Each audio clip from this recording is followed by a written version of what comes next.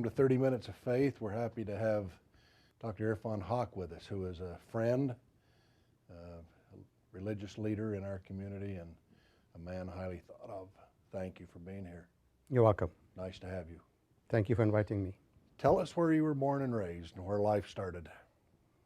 I was born in what is Pakistan. Now that part of Pakistan is called Bangladesh because it used to be East Pakistan. And I grew up in all parts of the country. And I lived for a number of years there before I came to the U.S., which was about 30 years ago. Do you have brothers and sisters? Yes, I have 3 brothers and a sister. My sister lives in London. I have one brother living in Sacramento, and I have 2 brothers in Islamabad in Pakistan. Ah. Are your parents still alive? No, my parents passed away. My mother passed away 5 years ago. I did get to spend a month with her before she passed away, and that was one of the best periods of my life. Oh, that's a nice overview. Yes. Now, what brought you to the United States? I came to the U.S. to go to school. I had admission at Cornell as well as the University of California, Davis. Somehow I came to Davis because California, the Golden State, had a very strong and popular image, and New York with all its snow and stuff. So I chose to come to Davis. And what did you study? I studied economics at Davis. And what are you doing these days? I am currently working for the state. And is that good work? Keeps me very busy. Okay. Married, children? Yes. I have 3 children. They're all grown up. My youngest is a medical student, 21 years old, in the Caribbean. He's done 2 years. He's doing his 3rd year, and he'll be back in the U.S. later this year. Then I have another son who is in business, and I have a daughter who has a PhD in psychology. Oh, very good. Do you have grandchildren? Not as yet. Hey, you're in for a treat. I'm looking forward to them. Now, we want to talk about the Islamic religion a little bit. Okay. You were raised a Muslim? Very much so, yes. And grew up in a religious home and practiced your religion well? Yes, I did grow up in a spiritual and a religious home. My mother in particular was quite religious.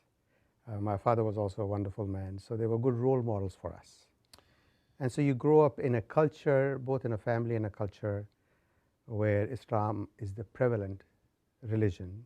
So you learn the practices from early childhood, and it becomes part of your lifestyle. Has it been hard to be a Muslim in the United States? Not at all. Oh, good. Not at all. It's largely because this is a free country, and you always have space for yourself. There are, of course, challenges. Trying to take time off for Friday prayers. The Muslims go for prayers on Fridays around 1 o'clock. So trying to take the time off 1 to 2 o'clock sometimes is a challenge. And also the days of celebration. We have 2 Eids, or great celebrations, every year. So people need to prepare in advance, especially if you're a doctor or a dentist or in certain professions where you really have to inform your colleagues and staff early enough to be able to take the day off. So you have to plan ahead. But by and large, it has not been difficult. Now, the Salam Center is about to celebrate its 25th anniversary. Right. This year, 2012, we will be doing 25 years. It was established in 1987. And you were here at the beginning? I have been with Salam almost from the beginning. Dr. Mutwalli Amir, who was the founder, was pulling me. I was involved heavily in the downtown mosque on V Street, and he had been pulling me towards Salam. And finally, around 1989, I joined with him. So I've been with Salam over 22 years and have been involved in all aspects and all phases of the development and growth of the organization and its maturation. It's a mature organization. It has evolved. It's a wonderful place, both for a family, for worship, for socialization, and for events. And I really enjoy going there. Anytime I go there, my happiness level goes up. So, Good for you. yes. Well, I've been hanging out with Muslim friends for the last 10 years, and they're all terrific people. Thank you so They're much. hardworking and they're diligent and passionate and compassionate, and that's been a real good thing. What would you like to see continue or change for Islam in Sacramento? Well, Islam as a faith is a constant faith. You know, it has its daily worship, fasting in the month of Ramadan, giving your tithe, your charity, or zakat, as it is called in Islam, going for pilgrimage. These are things Muslims do as part of their lifestyle, as part of the practice. But the other dimension is to educate our young, our children, our youth, and our adults. And that is going on in the Sacramento area. We have the greater Sacramento area, actually from Davis to Folsom, there are 13 mosques. And there are a couple of mosques which are emerging. And so this also shows the growth of the community. When I first came to Sacramento 25 years ago, there was only one mosque. Now there are 13. So there are challenges in terms of especially dealing with the youth, keeping them connected and training them so that they can grow up to be good citizens, good human beings, and good people of faith. One of the positive things we've had in Sacramento is Salam's involvement with the Interfaith Service Bureau, which is now the Interfaith Council of Greater Sacramento. I used to be a director of the Interfaith Board in 1998, and when Rabbi Brad Bloom was there and others were there. And so I have been heavily involved with the interfaith work, and the Muslim community in particular has been a strong part of the interfaith work, and this we find to be very rewarding.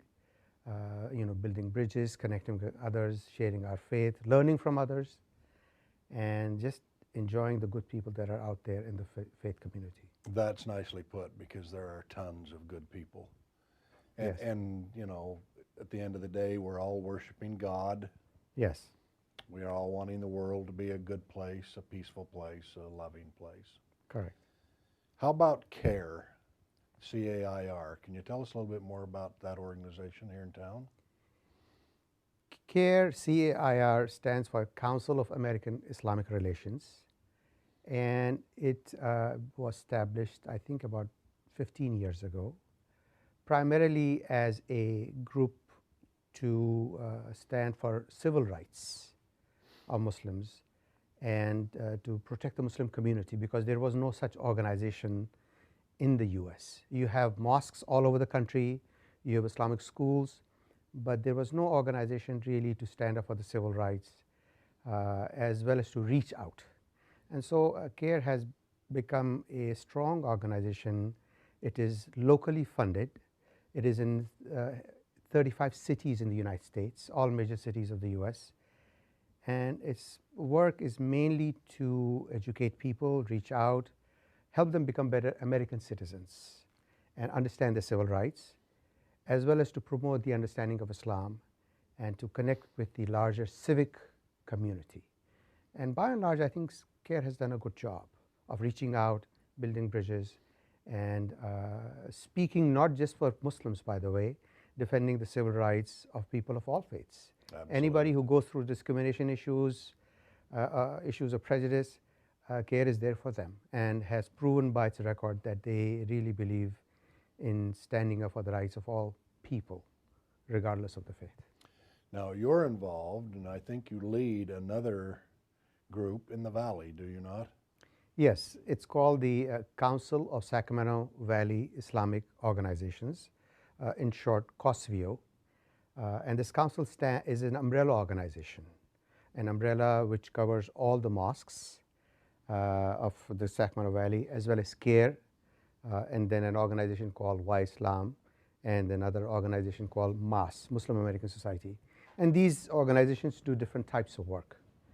And this umbrella really is meant to bring the community together, to exchange best practices, to learn from one another, to help and assist each other to build a better Islamic community. And I am president of the organization. In fact, we had a last meeting at Masjid As-Sabur, which is predominantly an Afro-American mosque. So it's one of those organizations like the Interfaith Council of Greater Sacramento, which brings people of all faiths. The council that I am president of brings all the mosques and Muslim organizations together. And we learn from one another and help each other build a better mosque, Islamic center, a better community, and exchange information on especially how to train and bring up our young. There is a Muslim food bank in Sacramento. There is a Muslim-run Shifa community clinic. There are all of these things, many of which have been supported through this council.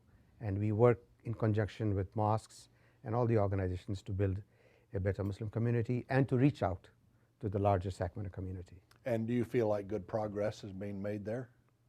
Yes, very much so. We assist each other in terms of raising funds, and there is just a mosque being completed in West Sacramento, and they will be assisted by Salam. They contacted me that they need some help in raising funds, and I worked with Salam to help raise the funds as well as through other mosques. They are in the last phases of the project. So this is just one aspect of it. But our job is really to bring everything that is going on within the Muslim community and to connect everybody with it. So COSVIO is an instrument, is an agency through which the information flows, and whatever is happening, we're able to connect the larger community and educate them, inform them, enlighten them, and also encourage them to get involved in the interfaith work. And next Thursday, when we have the Day of Dialogue number 4 at Salam, you will see many leaders from the Muslim community participating in it. We'll look forward to that. That will be good. Tell us a little bit about the role of an imam in each mosque. An imam simply means leader, somebody who stands in front. But it is a term that is used for somebody who is a leader of worship, who is a teacher in the community, teaching both young and grown-ups, and a spiritual guide. In Islam, we don't have clergy per se. Anybody can lead worship services, anybody can lead the prayer. But generally, the imams are people who are among the best in the community, and their job is to take care of religious guidance, meeting the spiritual needs, counseling needs of the community, and they do all of those things. I went down to the Salam Center 6 or 8 months ago on a Saturday afternoon to an overview called Islam 101. They wanted to just teach us sort of the basic tenets and beliefs. That was a real nice experience. That just gave us basics, and we stayed afterward and asked questions and some of those sorts of things. But the Muslims are trying hard to help the rest of us understand Islam, are they not? Yes, no question about it. Salam offers this class first Saturday of every month. So this Saturday also there will be a class at Salam, and it is open and free to everybody. And the point is that whoever wishes to learn more, here you are, here is a forum. And there is no propagation, or advocacy. It is simply educating people in what Islam is, because it is a newer faith in this country. And it is something that many people don't know much about. And of course, due to the media misrepresentation many times, people are not always well informed. So this is a means of reaching out and informing people about who Muslims are, what they believe in, what they practice, and that they are part of the Abrahamic community, that they worship the same God and follow the same 10 commandments as Muslims and Jews, and have the same values as our Christian and Muslim, Jewish brothers and sisters. So these are some of the things that are taught in that course. At the Harvard Divinity School, one of the rules there is always hold out holy envy, because somebody might do it better than you. And I've always liked that, because from every faith and from every church, we can find something really, really good and dynamic and helpful to us. There's no corner on the market by any particular religion, and I've liked that about the interfaith, and there's much to learn from our Muslim friends. No question about it. I have myself enjoyed visiting churches and often making presentations in churches and visiting synagogues and interacting with the Christian community and the Jewish community, and there is so much to learn. And I have also been to Jerusalem, and I have been to the Church of the Holy Sepulchre, and I have been to the Western Wall, and I've seen with my own eyes how people worship there in the holiest of the holy places. And of course, I was also at Masjid al-Aqsa. So having seen among the holiest sites of people of our Jewish community and the Christian community, and you see people worshiping there and devoting themselves, and then having visited so many synagogues and churches, you realize faith is a very important part of life, and how different people try to connect with God and reach out to God, and that these faiths are very important aspects of human life, and that you need to respect people and value them and love them and treat them as your brothers and sisters. And there is much to be learned from so many faiths. And I think this is one country where this is going on. And I have learned much from my Christian and Jewish friends. We're making good progress in Sacramento. Very much so, yes. This is a great city. I think the interfaith community here has been very strong. It has brought us closer, created greater understanding and appreciation, and removed all barriers that they may have been, human barriers. And I think at a human level, we connect very well. Now, I've really enjoyed some Muslim music that I hear. Does that go on in your home, and do most Muslim families involve themselves in good music? The Islamic community is very diverse. They come from the Middle East, so you will see Arabic music, and then there are South Asians like myself who will listen to songs from Pakistan and India, and of course there are Muslims from Indonesia and Malaysia who have their music, and Persian music, of course. So music is an important part of life, and many Muslim events have certain Islamic video or Muslim video or singing presented there. And of course, music is a very significant part of life that breaks all barriers. It crosses all boundaries. And I think good music coming from wherever it comes is delight to hear, to listen to. And no question, some Persian music and Arabic music is very powerful and very beautiful. Do you have choirs? Not really. Okay. In the Islamic centers and mosques in general, there is the call to prayer that is made, which is the human voice. It's really pretty. Yeah, and you will not find any musical instruments, organs, pianos, or anything else inside the prayer area, because that is an area which is exclusively devoted to the worship of God. But in events of Muslim families, from weddings to celebrations and other events, music is very much part of that life and celebration, and everybody enjoys it. Now, the Muslim friends that I have and associate with are hard workers, and they're honest, and they're diligent, they're responsible. I don't see them being lazy or any of those sorts of things. Would that be true sort of across the faith, that hard work is an important thing? It is very much part of our life, that we are brought up to never extend our hand for charity, to receive, but to give. It is part of a Muslim obligation to work hard, take care of his family, and to not rely on anyone else. And to be good citizens wherever they live in the world, to be loyal citizens and to serve that community in the best capacity. Because in the end, we are God's creation, and our job on this earth is to live a purposeful life, a good life, and to be productive and fruitful, and to create a better earth than what we found. And in that process, I think being a good citizen is the best thing you can do. And that is true, especially in the United States. You have people who are professionals, who are here, and our children are growing up as professionals, going to law school, medical school, information technology engineers, and that's where we encourage them, and business as well. And so it is part of our faith to do the best we can wherever we are, whatever profession we are in, and to be good representatives of our faith, and to be good human beings and treat others as we wish to be treated. I noticed the children, whether they're from the Middle East or Asia or Indonesia, are handsome children.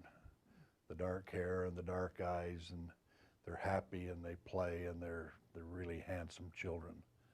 It's easy to watch and just sit back and say, look at those wonderful children, and that's a good thing.